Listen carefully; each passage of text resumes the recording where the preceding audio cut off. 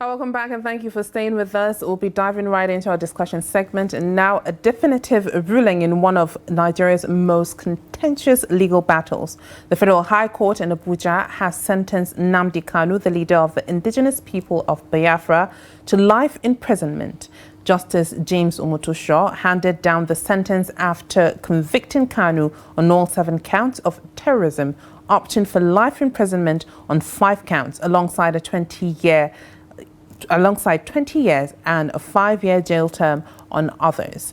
Now, to unpack the immense implications of this verdict, we're joined this morning by our guest, a public affairs commentator, Emmanuel Osemeka, to analyze the political and social fallout. Thank you very much for joining us this morning. Welcome to the break. Thank you for joining us. Thank you. Good morning, and thank you for having me. Good morning. It's been a while. It has, definitely it has. All right, let's look at this case. Now, especially when it comes to its political implications and public perception is quite important. Now, how is the conviction of Nnamdi Kanu being interpreted differently across Nigeria's region, especially, the southeast versus the rest of the country? Okay, I wouldn't put it that way. That's the general perception, but that's actually wrong. The reality is that, yes, Nnamdi Kanu is from the southeast part of Nigeria. He promoted Biafra after Chief Raf Wazirike, I don't know if you recall, began the push for Biafra. He had his own name. It's a movement for some MASOP or something like that. I can't remember the full acronym. And he did it for a very long time throughout Obasanjo's administration for like 8 years. And of course, he was sentenced to prison. And eventually, of course, they had a political solution. This Nnamdi Kanu was part of that MASOP movement. And he was also a political student of some of these politicians that you see today. One way or the other, some politicians began to fund him. Then he pushed out and began the IPOB. Okay? So when you look at it critically, you will see that the Southeast, yes, it's a mixed bag for the Southeast. There are some in the Southeast who feel angry, not because they feel Nnamdi Kanu has not done anything wrong. They feel angry because it looks like they're being marginalized. No, it looks like there are two types of judicial pronouncements.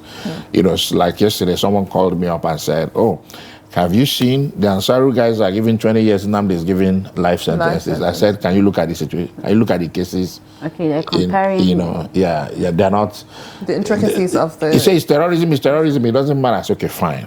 Now there are a lot of people in the Southeast who lost people, whose parents, brothers, uncles, sisters, children were killed as a result of that Biafra agitation. I particularly know 1 or 2 young students who just graduated, who were killed in one of those rallies. And of course, it was those days that the military had their python dance and left and right and all that.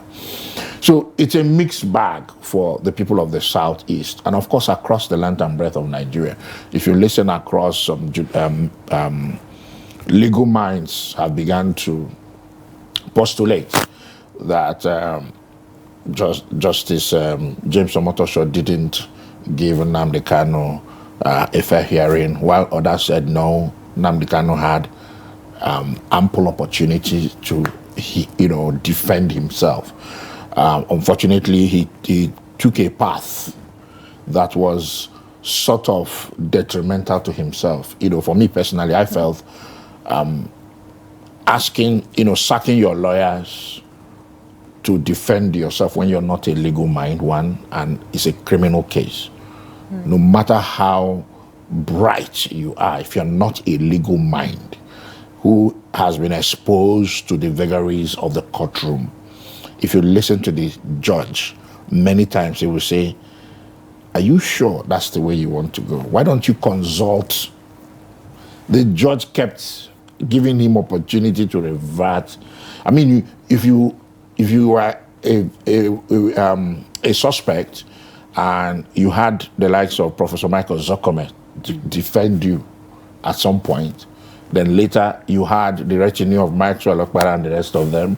So you can say, okay, Maxwell Okpara may not have that Michael Zokome pedigree. Then you have Kanu Agabi, the former Attorney General, Minister of Justice of Nigeria. You're in your defense. What else are you looking for? These are men who understand constitutionality, you know, the constitutional law, the criminal law, the administration of criminal justice. They understand how it works. And immense experience. Immense experience. So they know how to dance around. The prosecution may come up with one thing. They know how to knock it down. You don't have that. And we saw it yesterday. Yes. So unfortunately, we may all decide and choose to go in whatever direction we want to go. But Mr. Osemeka, there's one thing that you made mention about, you know, Nigerians or some Nigerians having an issue with a particular sentencing that happened for an ISWAP leader, and then this particular sentencing for Nnamdi Kanu. We had callers as well during our phone-in conversation, and some were saying that why is it different? Can you highlight some of the most important things for Nigerians to understand when it comes to rulings in court and being in front of different judges, as well as different cases, analyzing the intricacies of those cases? And aside from that, what do you think this case reveals about the relationship between the federal government and the Southeast? A lot would say that the federal government might be separating itself from the Southeast and not giving as much to that region. Okay, thank you. I know I've pushed a lot on you at this point here. You know, like I said, don't trap me. One, actually see I will reverse your question. All right. One, I don't think, let me start from your last question. I don't think the federal government is trying to separate themselves or create a problem for themselves with the South. The answer is no. If you watched closely yesterday, immediately that judgment was handed. In fact, when the judge took his time to reel through all the evidence, I turned to my wife, I said, there's something going on here. Then two, I said, I checked all the TV stations. All the national stations were beaming that judgment live. It's never happened. It's only the presidential election that had that level of... So there was something that was going on. But immediately after that judgment was passed down, the deputy speaker put out a statement. He said, now it's time for political solution. I don't know if you noticed that. He put out a statement, and that sent a message to me. A lot of people had gone to Buhari before, of blessed memory, while he was a president, and President Buhari kept harping that because of Nnamdi Kanu, military men have been killed, policemen have been killed, high-profile people have been killed, ordinary Nigerians have been killed, and all that. Of course, President Buhari kept saying, what do you want me to do for a man who is asking for division of Nigeria?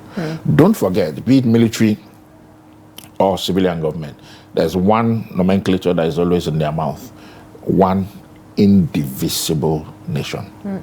I don't know if you heard that yesterday from the judge. Yes. Is repeated. If you want to hear it a lot, go and listen to Abacha's speeches. One indivisible nation. No one wants Nigeria to divide under their watch. And unfortunately, for whatever it's worth, I believe strongly that there will be some level of political solution. And in my personal view, I believe that the federal government is actually going to capitalize on this. Nnamdi Kanu has massive following.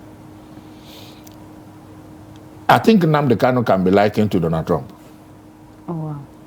You know, Donald Trump has this crazy following. Even he doesn't do wrong. So let me take you a little bit back. You said the federal government might capitalize on this. Are you talking about the federal government in general, or are you talking about the ruling party? The ruling party is the federal government.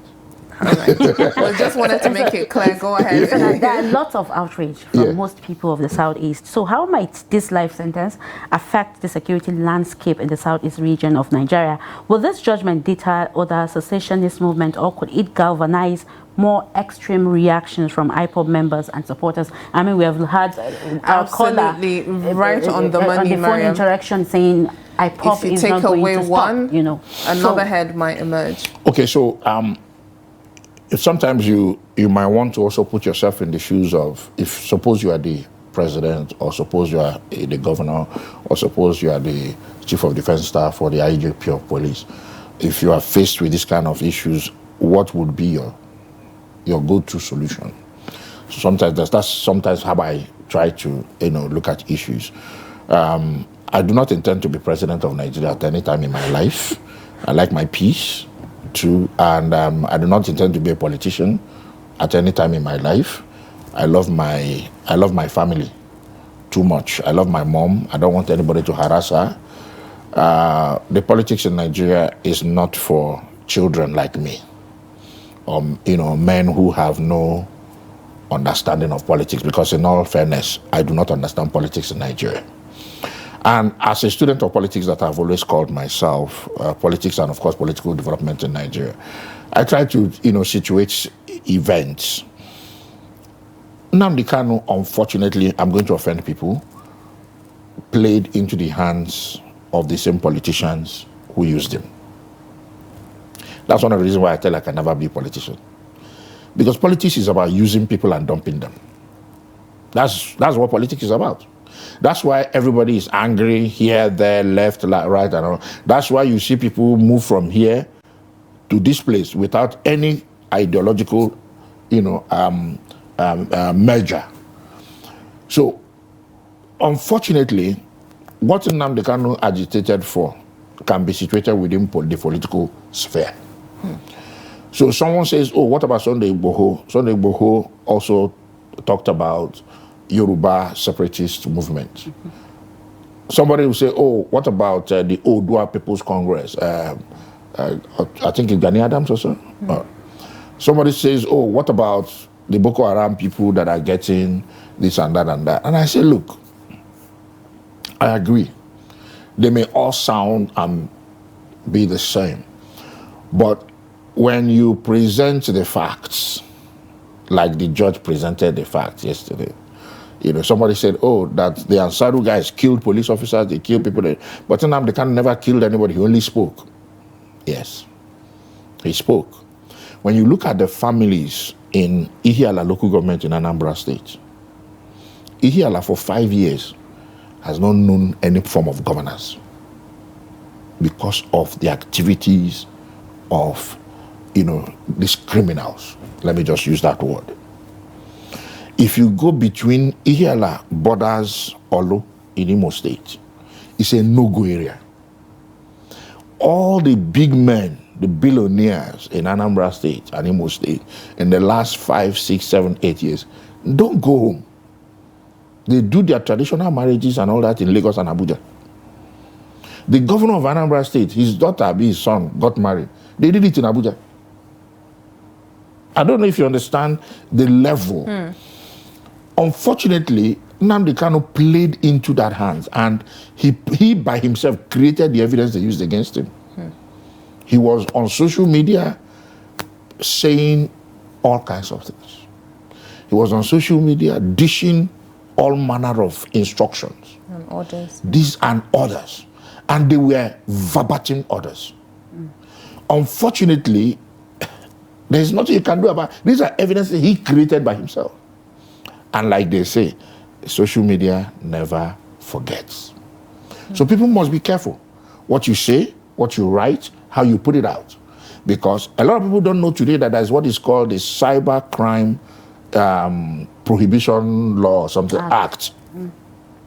Many people are still running foul of that act. But they don't know. So in the next couple of years, a case comes up, you're like, oh, I'm not aware. Ignorance of the law is not an excuse. And the reality is that if I were in Nnamdi Kanu's shoes and I had such a level of followership, I would never be in his shoes because I'm not a politician. I'm just an ordinary Nigerian. If I were in his shoes, I would have capitalized on that level of followership. Join a political party and determine who becomes what, especially in the Southeast, by extension, the other places. That way you can bring about development. Many postulated these ideas, but unfortunately, I guess he had a better and a different opinion on how and what he wanted to achieve. So the truth of the matter is that I don't think the federal government particularly has an agenda to marginalize or to suppress the Southeast. Okay. But do you think that there might be an emergence of another head from that particular movement? Can this instigate the arrest, the imprisonment? Can it instigate another form of violence in the Southeast?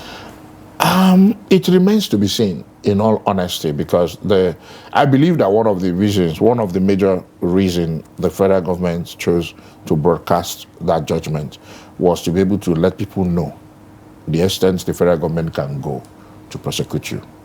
Because the case was almost incontrovertible. I mean, I'm not a legal mind. I might not see pitfalls here and there, errors or whatever, but when you listen to, line by line, activities of Nnamdi Kanu as it linked to, and of course, many people were arrested who were used to implicate him. Don't forget that Simon Ekpa has also been convicted in Finland. Yes. And that case was prosecuted heavily by the last chief of defense staff in collaboration with other systems, which many other security chiefs couldn't do. And they came up with a lot of evidence against Simon Ekpa while in Finland. So it came to a crescendo because if you listen to the judge, he spent almost an hour talking about Onyami, Ikonso and co, and how 30 human heads, that scared the daylight out of me. They had time. It's been 10 years. They had time to gather all the evidence. Don't forget that Nnamdi Kanu was released on bail some time back, because at the time they didn't have 2017. Yes, they didn't have enough evidence. But the moment when he was released on bail and that incident happened, and of course he had to leave the country, they had 4 years to build a case against him. And don't forget, he continued to talk. So, unfortunately, he played into their hands. That's the truth. And if he had a lawyer, maybe he may not have gotten life sentence. Maybe he would have probably gotten maybe 30, 40 years concurrently and all that. Then, of course, when you go to, if you creating an army, a militia group to fight Nigeria, what do you call that? That's treason. That's treason, yeah. So now, there are lots of calls, especially from the southeastern region, that there should be the federal government should consider a dialogue or a pardon in the future to de-escalate tensions and promote national reconciliation, just like they were the federal government pardoned some of the Boko Haram sect. What do you think about it? You see, these are the issues, these are the errors.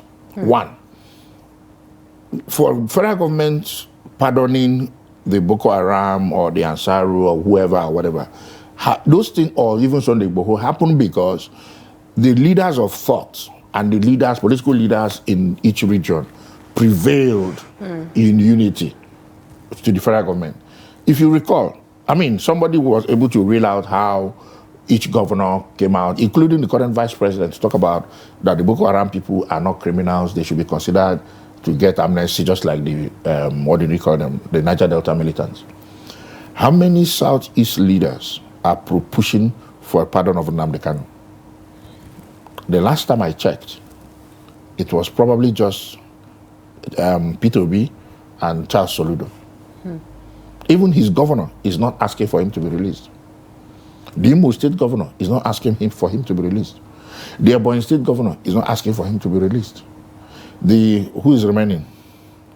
Is that 5 of them? and you look at all the political gladiators in the Southeast, how many of them are pushing for Nnamdi Kanu to be released? So if you go to the north, you see that Yerima talked about the bandits should be looked at. Gumi talked about it. Matawale talked about it. They should be forgiven.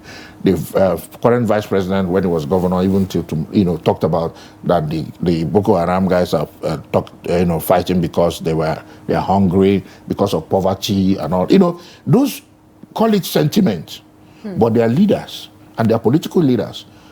So when you hear the likes of the deputy speaker begin to postulate that, he's learning.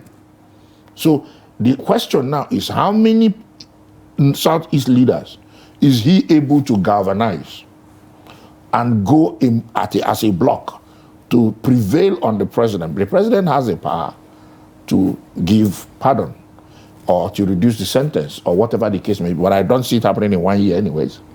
All right, now you made mention of the federal government capitalizing on this particular issue when it comes to having a dialogue or, a political solution to this conviction. So do you expect this case to influence voter behavior, political alliances, or the policy agenda ahead of the next election cycle at this point? Nnamdi Kanu's conviction will be a bargaining chip for the next election. Take it from me. How so? Nnamdi Kanu has massive followership. Look, for Sunday Igboho, for example, he was being tried in Benin Republic also. I'm not sure if he was convicted out or not. But do you know that the former president, Chief Olusegun Obasanjo, went to Benin Republic to plead on his behalf? At that level. So, if you understand what I'm trying to say is that it's not as if people don't commit crimes against the government. And it's not as if the federal government does not have the latitude to forgive. But it depends on how your case is presented. If you present your case properly, that's one. And the second, who is presenting your case for you? That's why I talked about, that Nnamdi Kanu choosing to defend himself was an abnormality for me. Somebody else might disagree with me, but from what I saw, if you have that type of aggression, you can't articulate properly, no matter how intelligent you are. One of the things that makes one of the greatest lawyers is the ability to listen. Because when you listen, you learn and you are able to respond properly.